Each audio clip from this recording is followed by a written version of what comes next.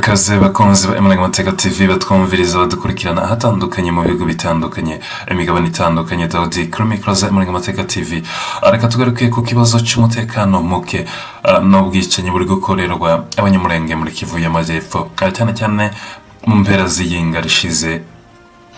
Abaturage bakaba baratewe ndetse bagasenyegwa agace ka Rurambo kari gasigaye agace katibasiwe n'ibitero. Ni mu gihe gusa iminsi mike ishize ubwo umujenerale w'inyeshamba zirwanira muri ako gace umunyekongo ukomoka mu bwoko bw'abafurero witwa Makanaki John yagaragaye ku mbuga nkoranyambaga cyangwa yatanze ubutumwa bwe avuga ko bagiye kurimbura ako gace ka Rurambo hanyuma y'igihe kitari kirekire bakerekeza muri Minembwe kurimbura Minembwe nayo agace gato gasigaye kikubiyemo abaturage b'abanyamurenge. Akandi gace gashirwa mu majwi gashobora kuraswa mu gihe kitari kirekire cyane cyangwa mu minsi mike iri imbere na gace ka Bubembe, cyane cyane ako izi nyeshamba inkozi z'ibibi zitagetinga cyangwa zibasiye kurimbura ako gace.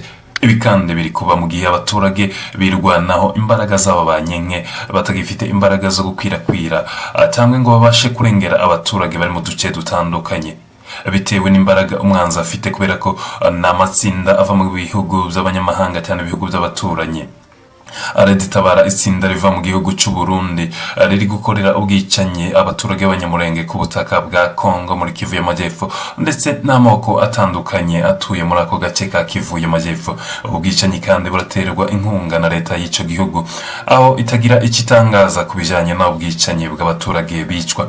Imibare y'abaturage baguye mu ntambara z'iyinga rishize cyangwa impera z'iyinga rishize mu gace ka Rurambo, imihana itandukanye myinshi yasenywe ntabwo irabasha kumenyekana bitewe na direction abaturage bagiye bahunga banyuramo.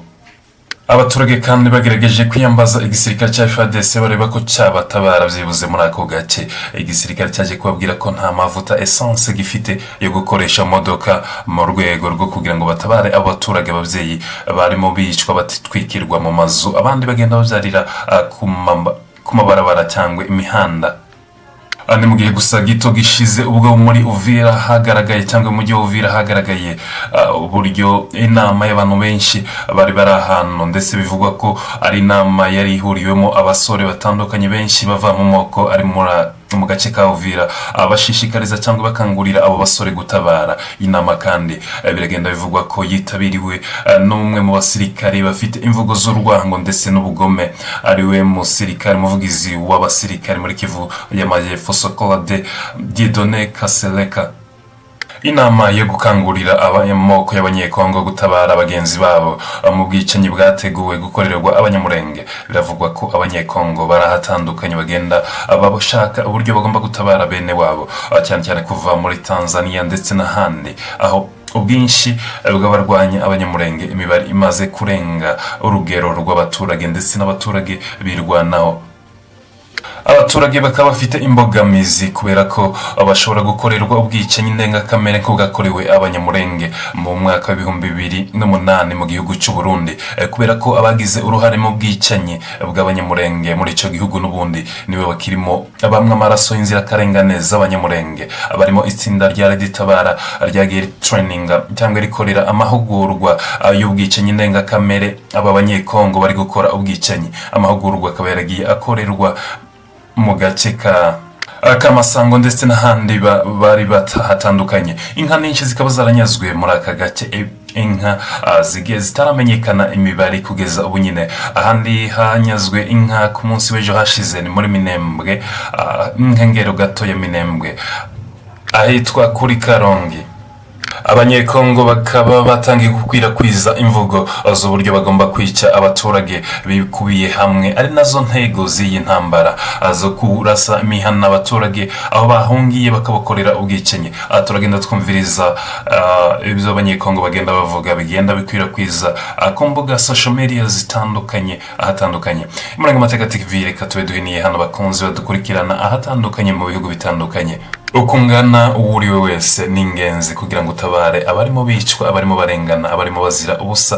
Icyo wakoresha cyose, iturufu ufite yose yakora, icyo icyo ishoboye cyangwa urwego uriho wakora icyo ushoboye kugira ngo byibuze urengere ubuzima bw'umuntu umwe. Utishwe n'isasu ari kwicwa n'inzara, utishwe n'inzara ari kwicwa n'imbeho. Uko umeze kose, niba uryama ugasinzira hari utaryama, niba ufite amahirwe yo gukora akazi hari udafite amahirwe yo kubona icyo arya. Ayo mahirwe rero wayabyaza umusaruro kugira ngo byibuze urengere mwene wanyu umwe. Ibihugu bitandukanye activite zirakomeje, ariko nanone muri Congo siko abaturage bemerewe. Ubwo buzima murimo cyangwa ubuzima batandukanye barimo, abategura amakwe bagatwererwa, ubwo buzima sibwo abandi barimo. Abandi barasenga Imana gusa ngo ibarinde byibuze, ibarindire amagara yabo, ubugingo bwabo, inzara ntibice. Kuba uriho rero, kuba ufite ibyo utegura rero cyangwa abufasha, wagerageza gukora ibishoboka kugira byibuze muri ubwo buzima Imana igutije, cyangwa ayo mahirwe Imana igutije uri kubyaza umusaruro, uramire mwene wanyu umwe, uramire umuntu umwe. Ndetse si mwene wanyu gusa, n'abandi bose duhuje ururimi cyangwa dufite inkomoko yenda gusa mu mico, cyane cyane mu mico. Twagerageza gufasha abaturage bibasiwe bari kubyarira hanze ku misozi, abandi bari gutwikirwa mu mazu, abandi baranduye kugenda bitewe n'impamvu z'indwara. Twagerageza byibuze gukorera hamwe kugira ngo turebe uburyo turamira ubuzima bw'izi nzirakarengane. Hanyuma ubutwari burya naho bushingira no kumva ibintu byoroshye, ukumva ko ugomba kugira uruhare mu gutabara no kurenganura abinyuze mu nzira zitandukanye. Daudi niwe mwari kumwe. Jambo kaka, ni mie ule wenu, ndugu yenu mmoja mnajua, King Kong. Ni mimi ule. Nilipenda niongezee kidogo kaka. Nyinyi mnasubiria, mko mnaacha wale wa mama na watoto, mnawaacha wanakimbia. Mnawakosea kwa sababu wale wa mama na watoto ndio wanazaa wale wa jeshi wenye watawapiganisha kesho. Unasikia? Yani ingeliwezekana ni kufuata na wale wenye walikimbia, kuwafuatilia kwenye walikimbilia wote, kufieka kumalizana nao, sio ya kuwachungia mida, kwa sababu wako wanajiconcentrate. Kesho watakuja tena kuwapiga nyinyi. Unasikia kaka? Yani mujiunge, kama mnaweza mkajiunga, gisi muliwatosha kule juu, na muwafuatilie huku chini Lemera, muwapige hivyo ndugu yangu. Njoo nitafuta kuongezea hiyo. Non, ndugu yangu, l'histoire est en train de se répéter encore. Unaona ile kitu ilitokeaga ya Gatumba. Ile Gatumba ilitokeaga ile kubeza lunguza pale Gatumba pale. Mimi nakwambia niko na promettre kama itatokea tena. Unaona kisi wanajilunda pale kwa ile kanisa, itatokea tena vile. Watu yuko abalali. Mimi nakwambia watu tena wapendi wana ile kizazi mkongo. Batalishwa wote watalunguzwa tena. Tuko hapa. Munifanye tuka 3 jours munipe 4 jours kama mtamsikia tena hivyo. Niko naongea kama ni kweli. Batalunguzwa tena kama ile ya Gatumba. Tuko hapa.